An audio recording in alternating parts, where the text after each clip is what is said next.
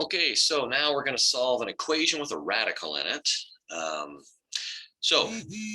whether it's uh, whether it's messier or more simple like this one, you just you have to get the radical expression by itself, which it already is. Okay, it's all by itself on the left side of the equation, and then once that's done, then, well, you square both sides because, yeah, it's just like always. We say, all right, what's being done to the variable? Well, it's inside of a square root. Well, what's the opposite of square root?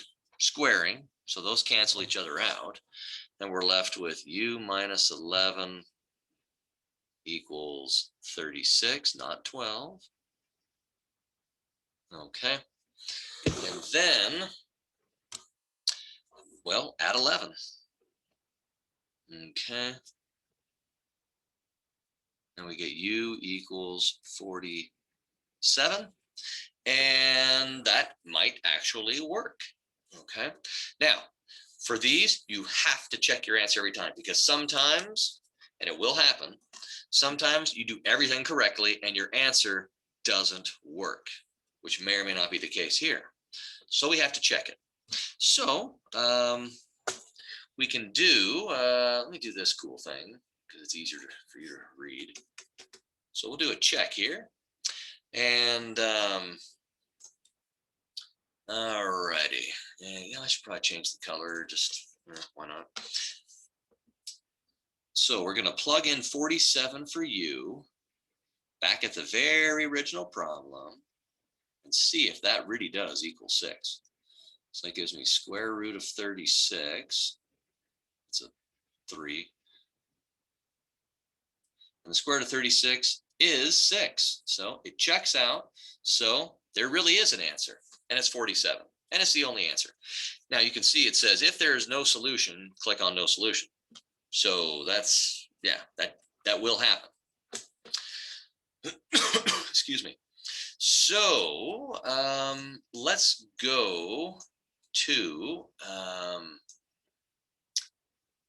go to the calculator to check this thing out. Okay, square root of u minus 11 equals 6. All right.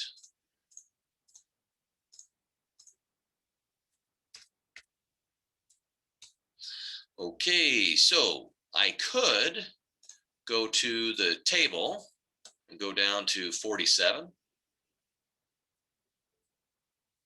And yep, when x is 47 or u is 47, the left side and the right side of the equation, they match. Okay, so that guarantees it right there. Now, if we had said, hey, let's do this. Oh, why is that shading in again? That's silly. All right. And let's do that. Okay, so if we look at this, we can say, well, we got all that, and I only see one of the graphs. I only see u equals 6. I don't see the other. Apparently, it has been, the square root function starts at the origin and goes up like this. But it's been moved to the right 11 units because of that minus 11 inside the radical. So, we could say, well, let's push out our x to like maybe 20. Okay, and because it's an equation, we're looking for where the two equations intersect. Well, they're going to intersect further out to the right. We already know it's 47, so why don't we speed things up? We'll jump out to like 50. And I see the intersection point. Second trace 5, 3 enters. And yep, they intersect at 47. That is the solution. That's how we do it. Okay, so now we've got two square roots. Well, same rules apply. The rule was get a square root by itself. Well, they're both alone. Okay, then square both sides. And we get this, which is nice. Subtract 6x from both sides. And then subtract 2 from both sides. Divide both sides by 3. And we get 3. which may or may not work. Okay. So let's check it out. Okay, so we'll do the check over here. And we'll say, all right, so square root of 9 times 3 plus 2 might equal square root of 6 times 3 plus 11. I don't know. Okay, so then we get 27 plus 2 and 18 plus 11. I think that's right. And then square root of 29 and square root of 29. Well, that must check out. Okay, so it works. Cool. So now we do another one. The radical is already by itself, so I'll square both sides. Now, when the left side has more than one term, so I have to square it as one big entity. All right, when I do w minus 5 times w minus 5, this is the boy and girl thing. So I got to multiply, multiply, multiply, multiply. I got to do all of that. Okay. That's going to give me w squared minus 10w plus 25. And then the right side is easy. Negative 5w plus 49. So notice what's different here. Now it's quadratic, where we do quadratic formula, AC method, completed the square, something like that.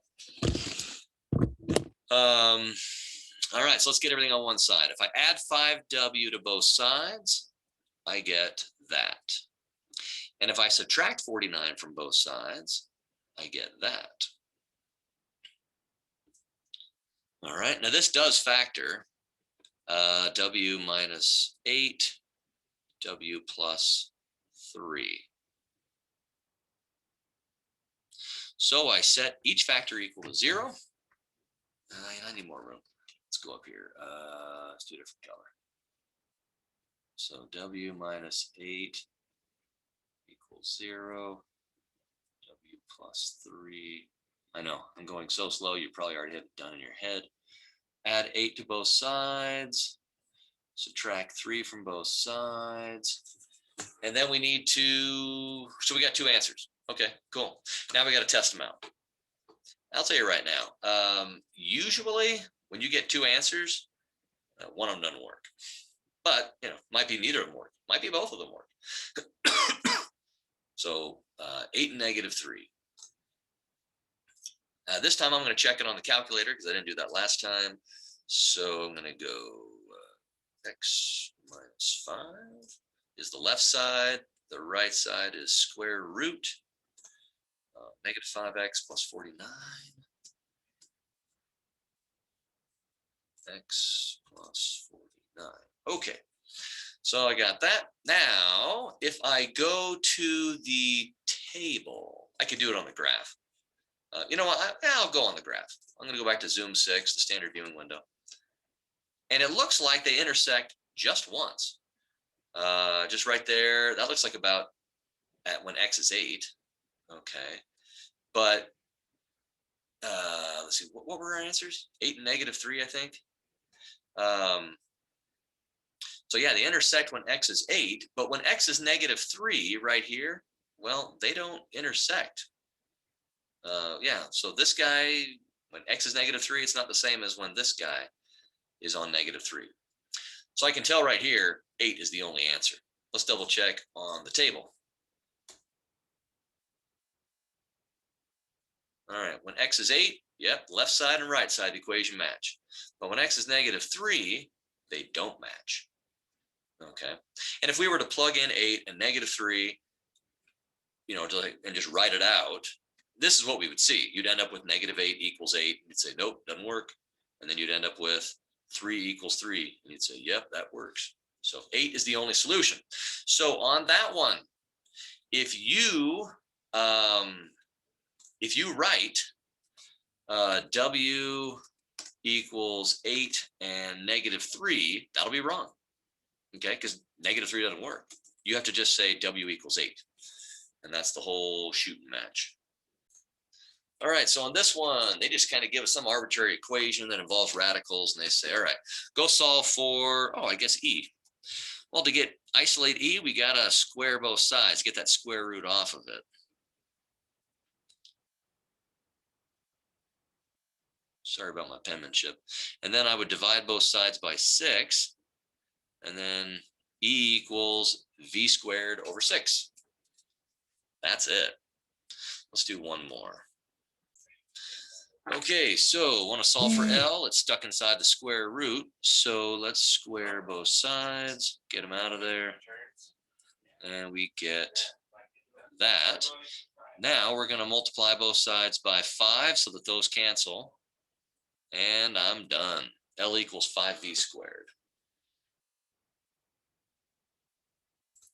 All right, the bad news is it's a word problem. Actually, I consider that good news. But the good news from a student's perspective is that they're going to give you the formula every time. So that really helps. Okay, so if a person's eye level is h meters above sea level, so h stands for how high your eye is above sea level, then he can see d kilometers to the horizon. So d is how far you can see to the horizon. So this is based on the fact that the earth is round and not flat. And so your eye level right there is, and then you can only see so far to the horizon, where when your eye is h meters above the ground. That's what's going on. So of course this calls for changing the color. Let's see. So we've got the equation, and they say, suppose the person's eye level is 10.89 meters above sea level. So is that an H number or is that a D number? Well, D stands for kilometers that you can see to the horizon. Well, that's not what this is. H stands for meters above sea level for your eye level, which this 10.89 is. Therefore, 10.89 is an H number. Therefore, I will plug it in for H.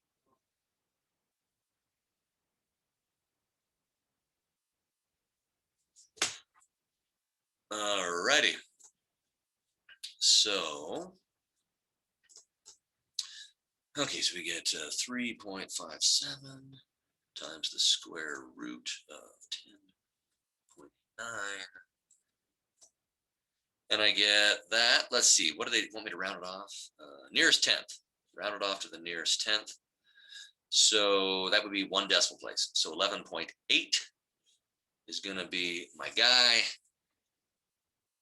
So D is 11.8. And what are the units for D?